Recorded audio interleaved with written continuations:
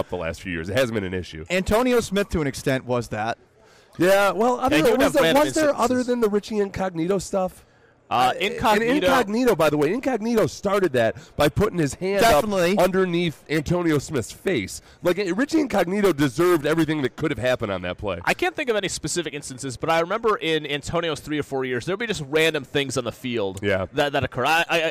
Also, a lot of offsides. Yeah, he was like the predecessor to Jadeveon Clowney. I'm probably not making a great argument because I can't think of anything specific, but I'm sure a texter will probably bring one up. But he's like he's not like an off-field issue guy. Where Dante Fowler, it's been less than 2 years since Dante Fowler assaulted that dude allegedly in a parking lot in Orlando. And was he the one that also presided over that fight between his two girlfriends? There are a lot of things with Dante Fowler. Dante Fowler has enough of a track record where you could say this is a human child. He hasn't matured yet. And look, maybe over time he can, but where Dante Fowler is right now, and he's doing well with Los Angeles, I'll give him a lot of credit for actually being a contributor on the field, because that was one of the other things with Jacksonville that he was never able to do. Like he could not move up the depth chart. But I could very much see the Texans saying no, we don't want Dante Fowler. Yes, 100%. I could see them saying we don't want Marcus Peters. And Ndamukong Suh I'm not so sure about. And then it just leads to that never-ending question, which is, okay, if teams like this, or like go up to Seattle and look at Frank Thomas or some of the players they have on there. Frank Clark, Frank Clark they definitely would not have on the Texans. And a lot of teams other wouldn't have. Like, okay, how much is that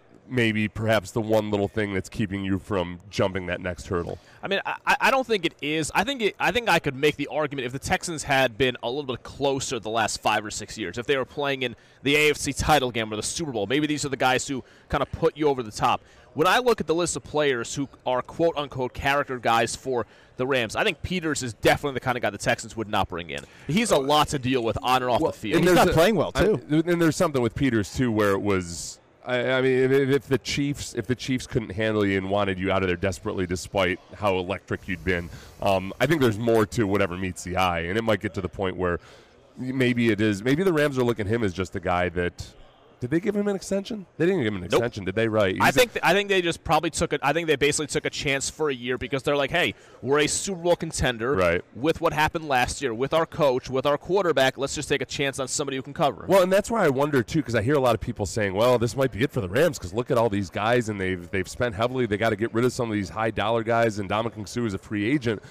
My response to that is always, okay, what is going to prevent them from doing the same thing? Like the reason they signed Ndamukong Suh to a short-term deal was, hey, this is a good team. You've got a chance to come in, play well for a year, or at the very least the playoffs, which Ndamukong Suh is doing, and then go get yourself a contract somewhere else. There's always guys out there, and that maybe the Rams will be the chosen destination for veteran players who want that sniff at a Super Bowl, especially when you consider, okay, going to Southern California in young, cool Sean McVay versus going to New England in grumpy old McGrump pants, Bill Belichick. I'd choose the Rams in a heartbeat. The LA factor is such a huge draw, Seth. That's a great point for the Rams. And, I mean, think about this if you're Ndamukong Suh too. And I don't know what's in his mind, but just for Suh's perspective, he has made a lot of money in his career. I'm sure that he is probably close to a point where he thinks to himself, I've played in a lot of places. I played for Detroit, joke. I played for the Miami Dolphins, bigger joke.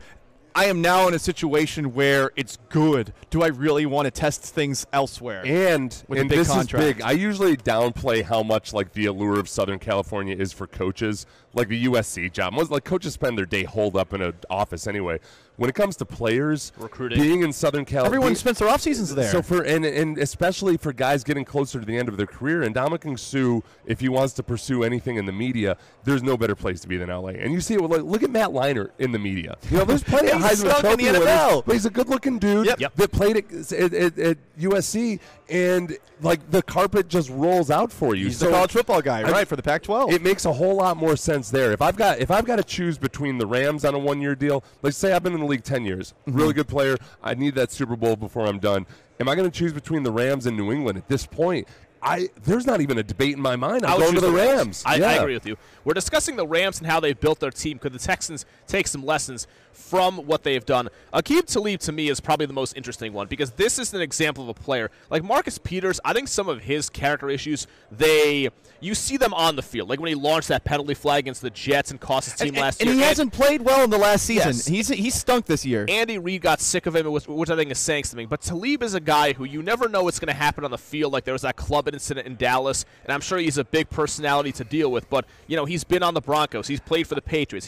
He seems clearly like one of those guys who, when he is on the field, and I don't know how good Talib is relative to his prime, but just the concept of him as a player, to me, is the most compelling case to be like, all right, let's take a chance on one of these kind of guys. I can't speak for how the Texans would feel on him. I would lean in the direction of they would not want Aqib Talib, but I know I'd want Aqib Talib on my team. That is one of the best corners in the league in terms of getting under somebody else's skin. We've seen it with Michael Crabtree, but I want corners that are tough, that are physical, that are going to maul guys, and that are going to throw a wide receiver through a mental decathlon. Yeah.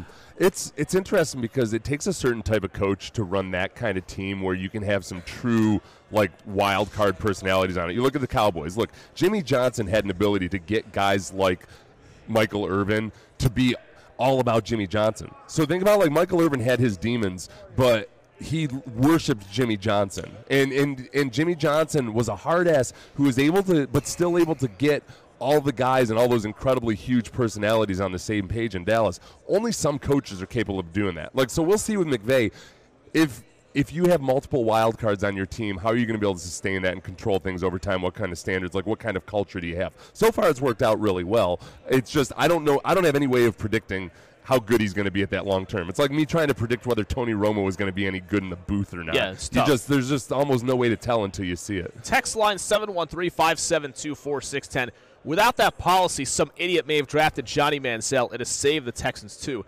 The thing I would say about that, though, is Manziel's commitment to football, especially looking at it with 2020 hindsight, it was questionable relative to some of the guys that we're talking about, like Sue or Aqib Talib. It's notable that it seems like the two biggest guys that really wanted to draft Johnny Manziel early would be the guys you almost expect. Well, Jimmy Haslam with the Browns, who isn't a football guy and drafted him for seemingly non-football reasons.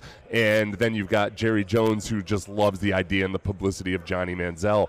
Most of the football people knew that Johnny Manziel's issues were going to be real football issues, or very much feared it, to the point where I think very few teams were going to take that chance. I've heard the Texans were aware of that idea that Manziel was not 100% into football, because I think they actually did like what he brought to the table. They were intrigued, but I don't think they were anywhere close to intrigued to the point of bringing him in. We also had a guy asking the question, Seth, if you were an NFL free agent, you would pick the Rams over Tom Brady, really? I would. Just like Chris Long chose the Philadelphia Eagles over the New England Patriots. I think that because really the question is, it's not Tom Brady, it's Bill Belichick. And I think that the Rams, if I were to do right now, if I were going to be a gambling man and gamble on my own career, I think the chances are about equal that the Rams end up in the Super Bowl next year as the Patriots. So that's where I'm basing it all on who's going to end up in the Super Bowl next year, and I would still like the Rams if I were going to go play on a minimum contract for 1 year. So you would say the Rams have an equal chance of the Patriots. I don't know if I would agree with that. Yeah. Just because I'm looking at the AFC East, and I don't know, maybe the Bills and Jets will be better, but it's still going to be generally the same kind of division at this point. So they're going to have home field advantage through the playoffs. It's going to be generally the same AFC, too. I mean, it's only Kansas City right now that you look at and say they're a legitimate competition to the New England Patriots. You would say the Colts could have a big regular season? No. So, not yet. Nope. I mean, unless they have a massive offseason, I think they're still a ways away. Well, they could. That's the thing. They could. They have all that cap space. So sure, but I mean, and they have multiple picks. But do big spending days in free agency necessarily lead to a turnaround? We've seen it for 1 year with the New York Giants, and of course the most famous recent example would be with the Denver Broncos. But is one offseason all of a sudden going to sort of change what the Colts are? It's both sides of the football they're missing talent on. It may not necessarily be via just signing players. It could be via trades like this Rams team, although not the same thing. But the Rams bring in a lot of these kind of players we're talking about here via trade. Could they trade for Anthony Davis? There's your basketball reference, everybody. Just shut the hell up and stop whining. Will the Colts trade for Anthony Davis? Okay.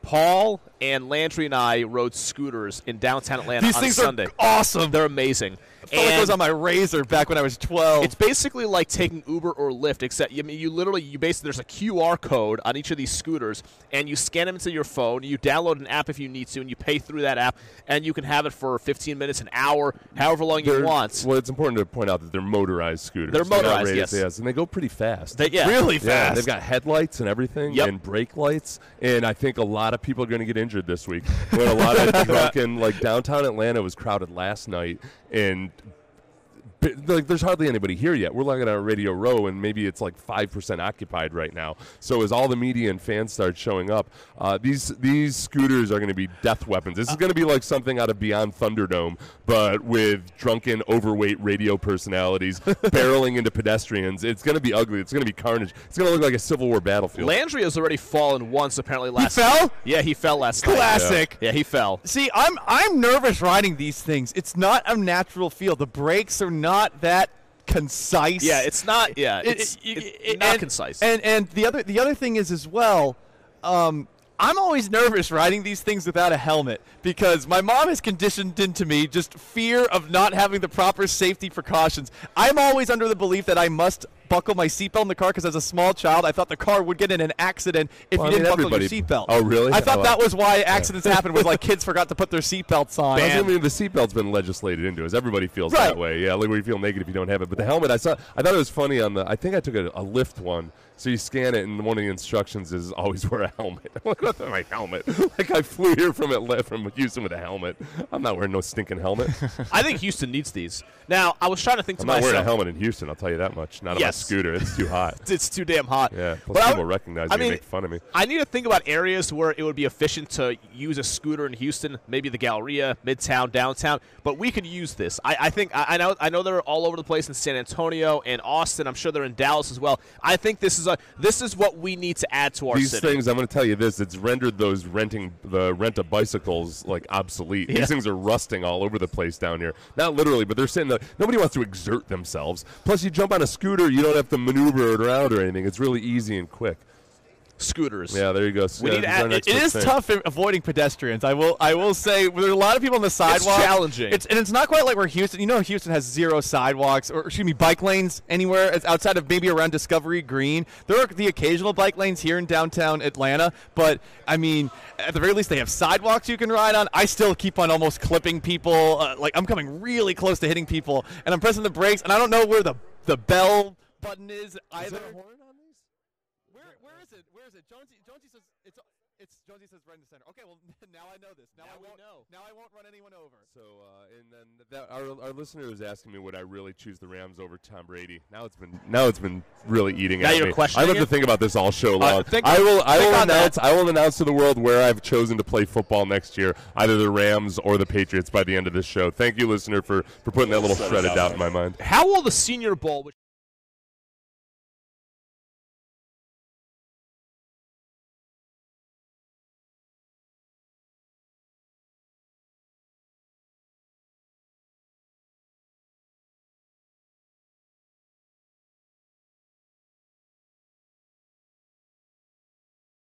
I've been part of different sales presentations with a local group. They will get the job done for you in terms of buying or selling your home, especially if you're in a situation where your house has been on the market and it's not selling and your agent's telling you things like, well, it's not that great. Make sure you work with the local. Robert was retiring. He wanted to sell something quickly and for the most money possible. He inserted to the local group, and he was not disciplined with it. Only 4 days on the market, unmatched marketing of the local group, 10 showing requests, 3 offers, and they sold that house for $11,000 above the list price. These are the success stories that we see with the local group because their marketing is on a totally different level than anybody else in town. Lance Logan, 281-861-4624.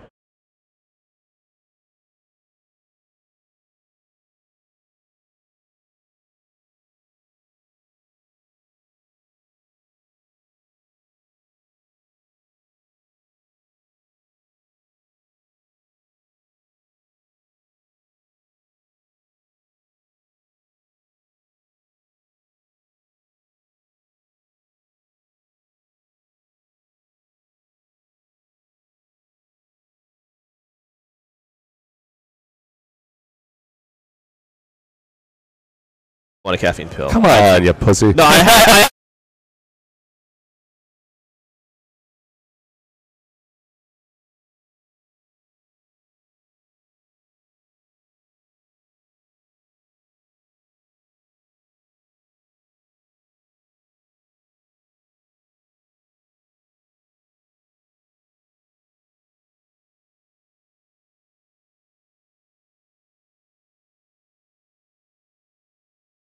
I don't know.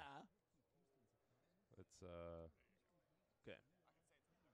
well, we're at the it's 8:20 already. Oh shit, Eastern time. Excuse my language.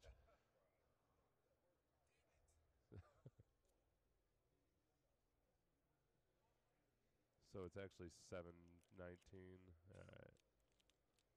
All right. I don't know. We shouldn't spend a whole lot of time on this. Okay, what are we going to Well, I mean, we have. How about Wade Phillips? Wade, yeah. Wade's duster. Yeah, and we can also talk about Brian Billick and just Brian Gaine and Brian Gaine and Bill O'Brien. Yeah.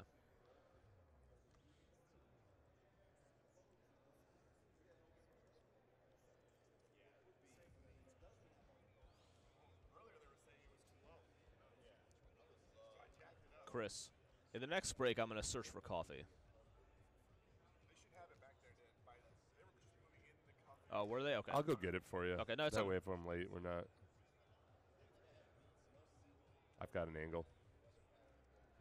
One of the things I feel pretty good about as we're live from Radio Row in Atlanta all week starting this morning, Mike, Seth, and Paul with you, I'm feeling pretty decent about the offensive line class. Our buddy Aaron Reese from The Athletic, he wrote a whole write-up this weekend about 4 different offensive linemen the Texans could pick after the first round. I mean, it's early, and we'll see. Maybe these guys move up the board. One of the first guys he mentioned was the guy that Wade Smith on a Football Friday this past week mentioned to us is a guy that he loves, Andre Diller from Washington State, who is obviously accustomed to pass blocking a lot, and he was on this list. And I think that someone like that, as the NFL moves continually to more passing, I could see this guy moving up the board at this point. But I feel overall better about here's what I want. I want options. Like last year there weren't a ton of options for the offensive line. I feel better about that with this draft and what they're saying about these players. That it's supposed to be a good year for offensive tackles. Yes. And you don't know exactly what that means. Like, does that mean that they're all going to go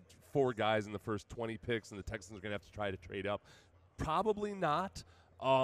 Because I do think that some teams, if you look at what some of the teams that have been able to do and improve their offenses, the offensive lines have played better, but it's not because they've added a ton of talent. A lot of times it's because of the scheming and because of the quarterback that the offensive line looks better. So you look at the Patriots' offensive line. They've got some pretty average dudes playing really well there. That's an extreme example because you have Tom Brady and Bill Belichick. But I think there's a chance that one of these guys falls down to the Texans, and maybe they don't have to trade up for it. The guy that I'm almost convinced that the Texans probably are really intrigued by is Dalton Reisner out of Kansas State. And this is either going to sound good to you or bad to you, but it's because of one key word, which is versatility. The Texans are. I mean, Bill O'Brien he's got a thing for versatility. Like he's